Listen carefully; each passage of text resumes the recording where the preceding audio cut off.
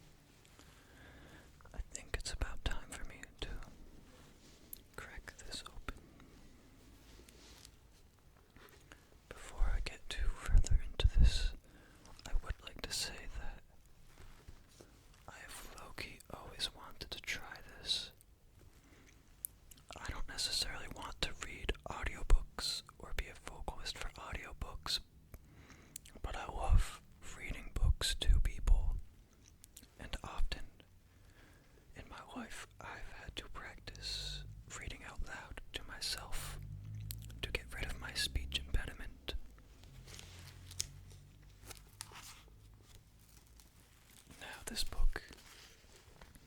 I'm not sure who has seen, was it my first or the second video where I kind of pulled this book out. But this book is called Irish Wonders. This is all of the folklore of Ireland, essentially. And I love it. The only one story in here that I actually read. That's why there's two. Excuse me, everybody, I felt a little air compression in there. Gross, but it's out of the way. So the one that I remember reading is Pukas and Leprechauns. And the leprechaun one is very interesting. There is information about leprechauns that I think a lot of people forget are part of their lore. And leprechauns are not cool. I guess there's different types. You know what? We're going to read leprechauns because I completely forgot what happens. So sit back, everybody. Relax. Make yourselves comfortable. Because we are going to start reading leprechauns.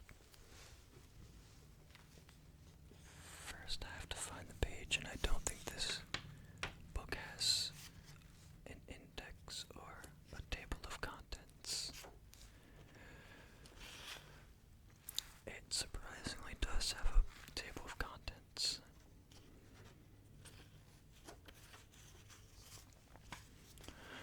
Before I read the story, I will read to you the preface in this book.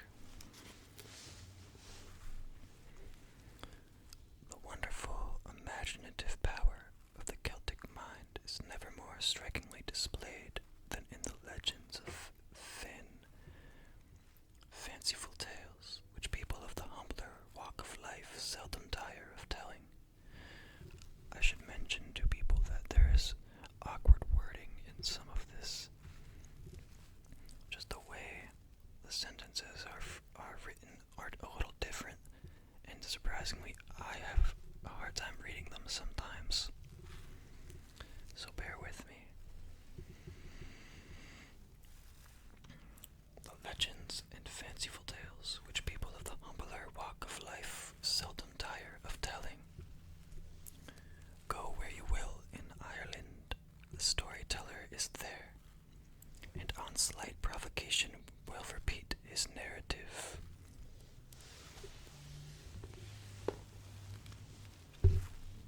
Amplifying, explaining, embellishing till from a single fact a connected history is evolved, giving motives, particular action, and result, the whole surrounding by a rosy wealth of rustic imagery, and told with dramatic force an actor might envy. The following chapters comprise an effort to present the phase of unwritten Celtic literature. The material having been collected during a recent lengthy visit, in the course of which every county in the island was traversed from end to end, and constant association had with the peasant tenantry. As, however, in pursuing a drama, each reader for himself supplies stage action, so, in the following pages, he is requested to imagine the charms and gesticulations and intonation, for no pen can do justice to a story told by Irish lips amid Irish surroundings. That is an awesome preface to a book. I myself am mostly Irish, but if I went to Ireland and an Irish man had read me one of these tales, I would never come back home. Or an Irish woman.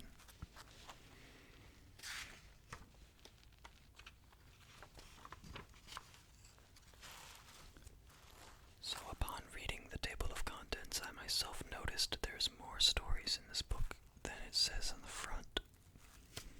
So I'm gonna read those out to see if anybody's interested in any specific ones. But for today, I'm still gonna stick to the leprechaun. These are in order. The Seven Kings of Athenry, taming the Puka. The Sexton of Cashel, Satan's Cloven Hoof. That one I read, that one is very interesting. Satan's Cloven Hoof.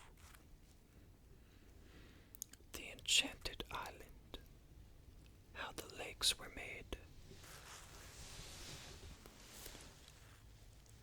About the fairies, and then in parentheses, with music, fairy dance.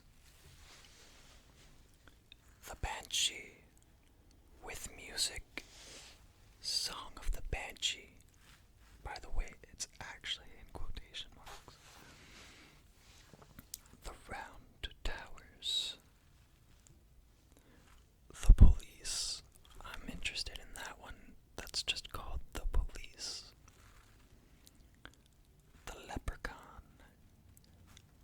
The Henpecked Giant, with music, When I Was Single. Satan as a Sculptor. And the last one is The Defeat of the Widows.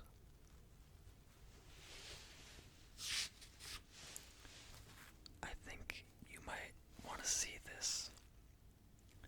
The little image is super amusing to me. I know my camera's blurry, and it's gonna be mirrored, but it's just a man on his horse wagon, and it says contents. So the contents are falling out of his wagon.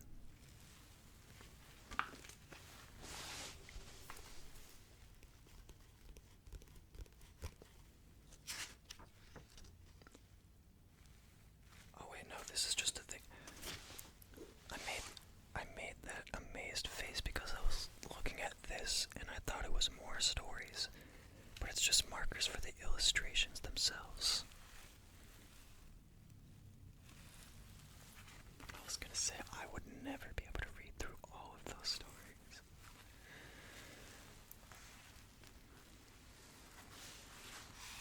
So let's go back and find the leprechaun.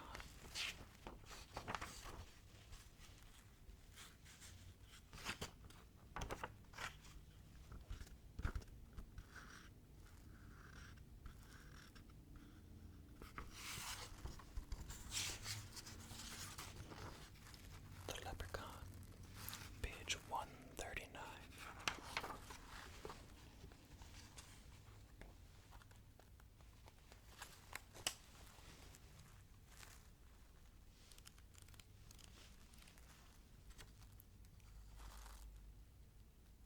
Hey, this is actually kind of cool, you guys.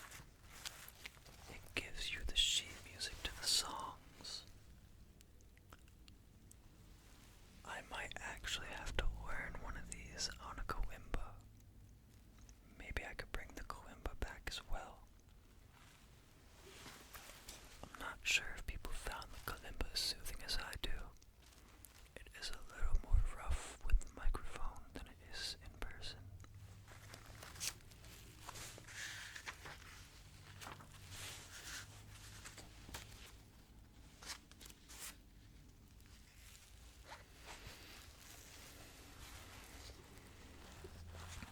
Here we go, everybody.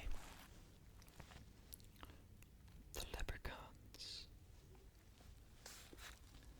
Every mythology has its good and evil spirits, which are objects of adoration and subjects of terror. And often both classes are worshipped from opposite motives.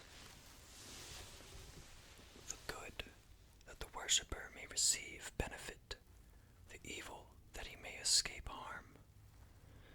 Sometimes good deities are so benevolent that they are neglected, superstitious, fear directing all devotion towards the evil spirit.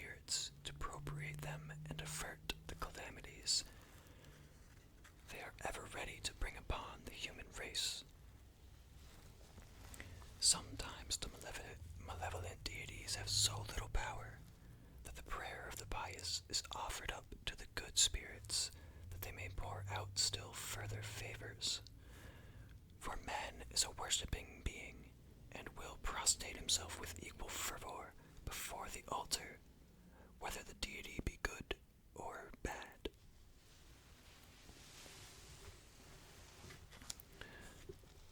Midway, however, between the good and evil beings of all mythologies, there is often one whose qualities are mixed, not wholly good nor entirely evil.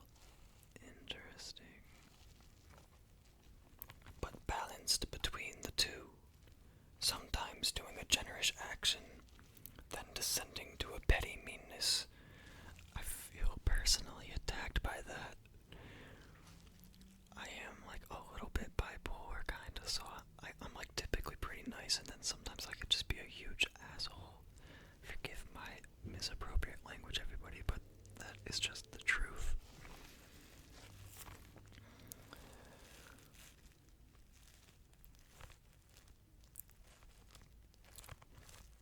Sometimes doing a generous action, then descending to a petty meanness, but never rising to nobility of character, nor sinking to the depths of depravity, good from within, good from whim, and mischievous from caprice.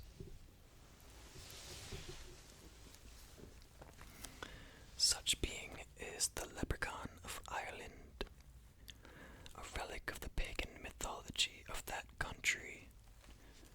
By birth, the leprechaun is of low descent, his father being an evil spirit and his mother a degenerate fairy. By nature, he is a mischief maker, the Puck of the Emerald Isle. He is of diminutive size, about 3 feet high, and is dressed in a little red jacket or roundabout, with red breeches buckled at the knee, gray or black stockings, and a hat cocked in the style of a century ago, over a little old withered face. Round his neck is an Elizabethan ruff, and frills of lace are at his wrists. On the wild west coast, where the Atlantic winds bring almost constant rains, he dispenses with ruff and frills and wears a frieze overcoat over his pretty red suit, so that unless on the lookout for the cocked hat, ye might pass a leprechaun on the road and never know it's himself that's in it at all. In Clare and Galway, the favorite amusement of the leprechaun is riding a sheep or a goat, or even a dog, when the other animals are not available. And if the sheep look weary in the morning, or the dog is muddy and worn out with fatigue, the peasant understands that the local leprechaun has been going on some errand that lay a greater distance than he cared to travel on foot. Aside from riding the sheep and dogs almost to death, the leprechaun is credited with much small mischief about the house. Sometimes he will make the pot boil over and put out the fire. Then again he will make it impossible for the pot to boil at all. He will steal the bacon, flitch or empty the potato quiche, or fling the baby down the... What? He will steal the bacon, flitch, or empty the potato quiche, or fling the baby down on the floor. I don't like this leprechaun. How is that one even I thought it was like he was pranking them, but no, he's just throwing babies on the floor.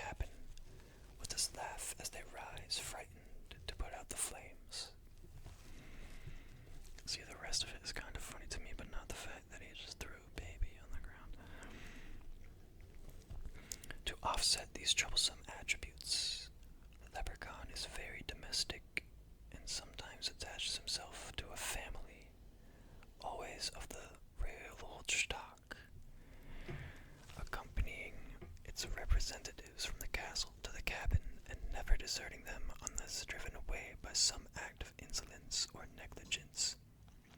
For though he likes good at he wants what he gets to come with an open hand and never take the half of a pretty that's freely given.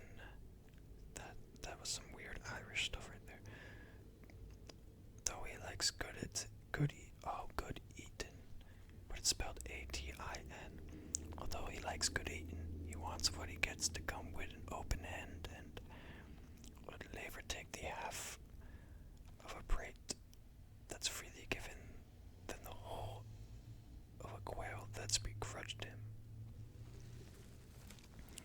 But what he eats must be specially intended for him, an instance being cited by the Clare peasant of the leprechaun, that having left a portion of his food, it was set by for the leprechaun.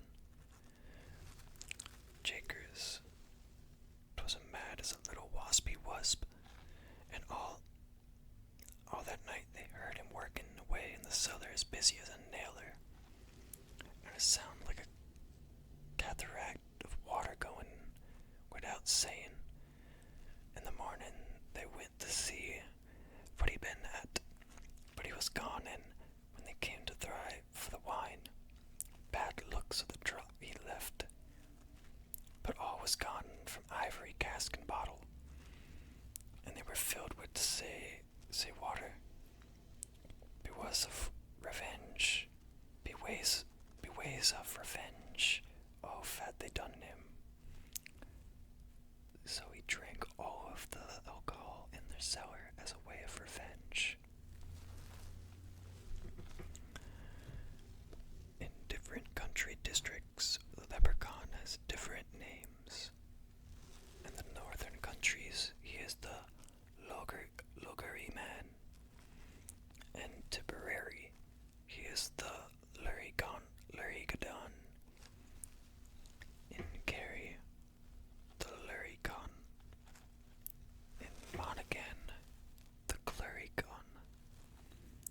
The dress also varies. The Loggery man wears the uniform of some British infantry regiments, a red coat and white breeches, but instead of a cap, he wears a broad-brimmed, high-pointed hat, and after doing some tricks more than usually mischievous, his favorite position is to poise himself on the extreme point of his hat, standing at the top of a wall or on a house, feet in the air.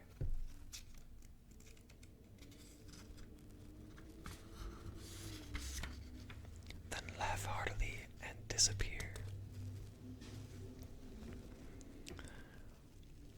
Lurigadon wears an antique slashed jacket of red, with peaks all around in a jockey cap, also sporting a sword, which he uses as a magic wand.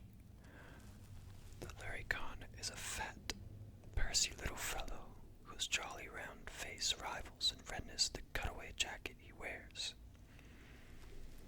that always has 7 rows of 7 buttons in each row, though what use they are has never been determined. Since his jacket is never buttoned, nor indeed can it be, but falls away from a shirt invariably white as the snow. When in full dress, he wears a helmet several sizes too large for him, but in general prudently discards this article of headgear, as having a tendency to render him conspicuous in a country where helmets are obsolete, and wraps his head in a handkerchief that he ties over his ears.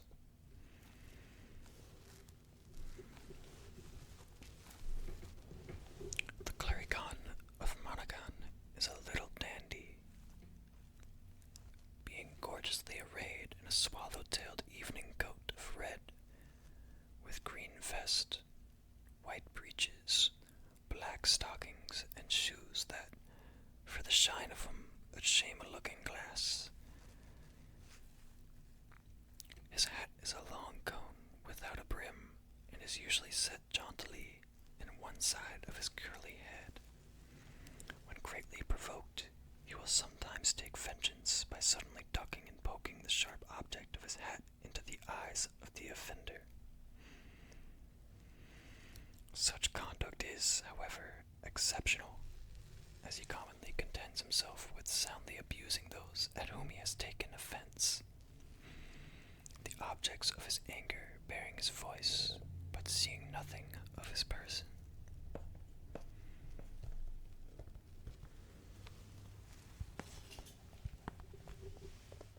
I'm definitely not wearing a green vest right now. I know it's hard to see it, but it's like a green-brown.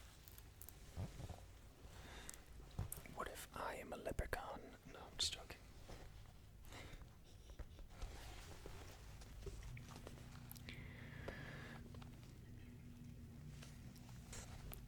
One of the most marked peculiarities of the leprechaun family is their intense hatred of schools and schoolmasters, arising perhaps from the ridicule of them by teachers, who affect to disbelieve in the existence of the leprechaun, and thus insult him, for it's a very well pronounced that unless ye believe in him and treat him well, then I'll have him come back no more. He does not even like to remain in the neighborhood where a national school has been established, and as such becoming scarce. One generation of teachers is enough for them, because the families where the little fellies live forget to set them out. The bittens up, and so they leave.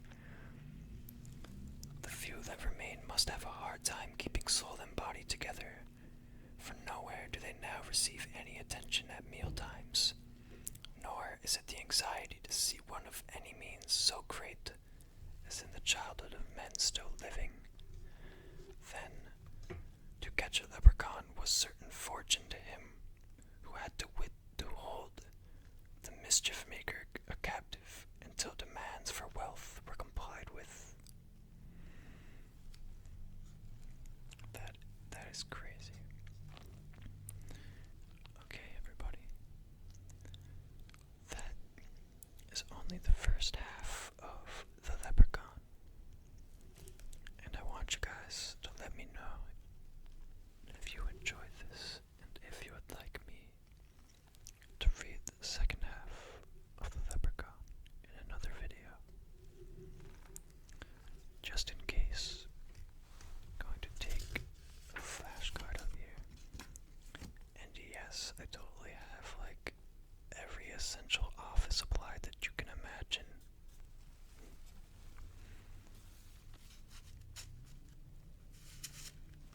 Just gonna place that on page 143. We made it to 143.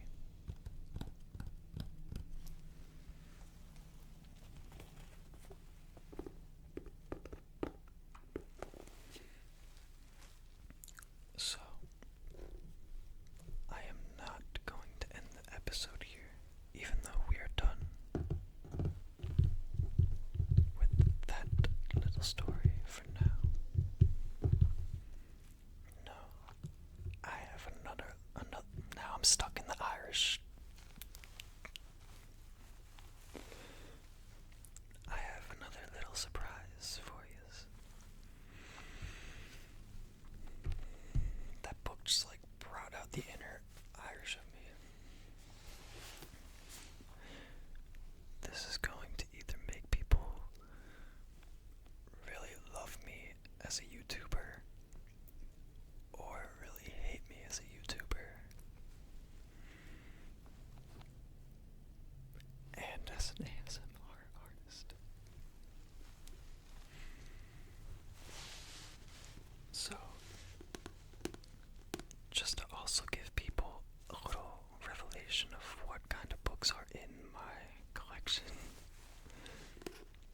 this is the only one I have in this context, so please don't think I'm that cringy.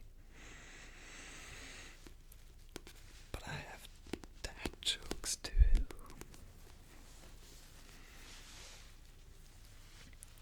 And I know that a lot of people use this to help them go to sleep.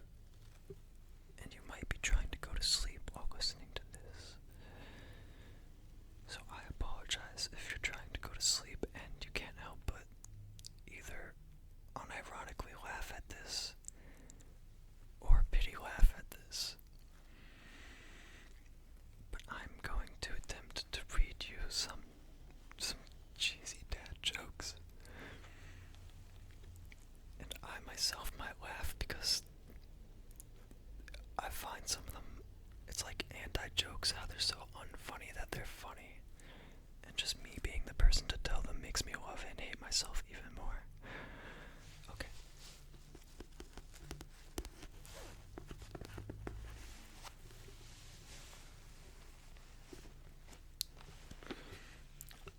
I know I could have just made this a whole video, just me reading an actual book with interesting stuff in it, but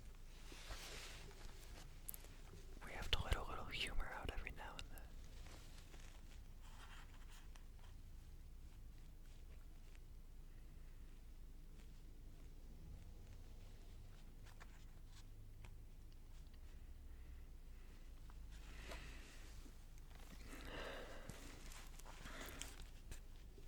Are you guys ready?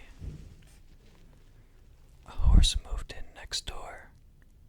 I hope he has a stable income. I should go say, hey, welcome to the neighborhood. Oh, I think it wants me to read it like, hey, welcome to the neighborhood. It did want me to read it like that, didn't it?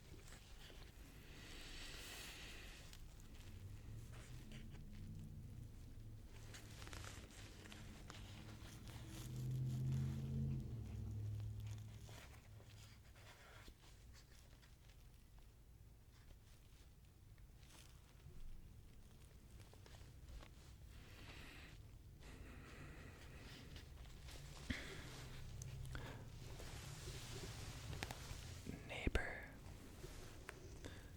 do you like fly fishing? Dad, it's officially the best sport ever.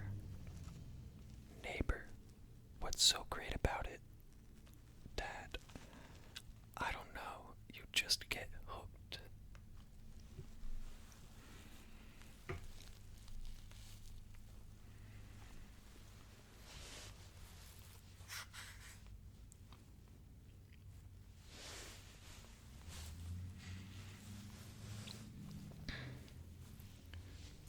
Which country produces the fastest runners?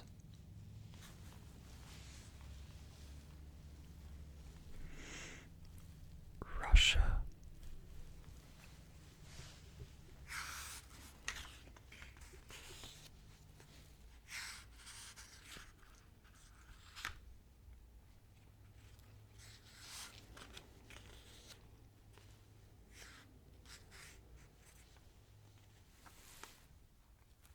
I actually kind of appreciate this one, but it's still cheesy.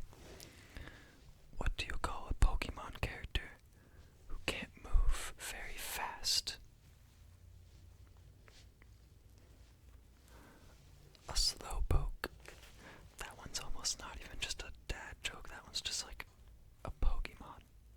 It's a Pokemon dad joke. Ow, my brain. It hurts more because I can imagine myself telling these kind of jokes to my children in the future if I ever have children.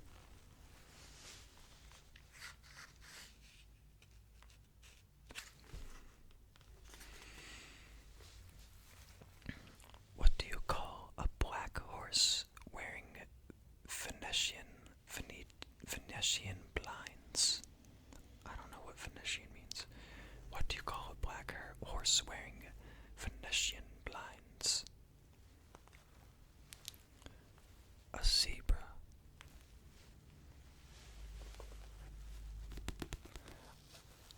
think that we've had enough of that one. I just thought it would be funny for me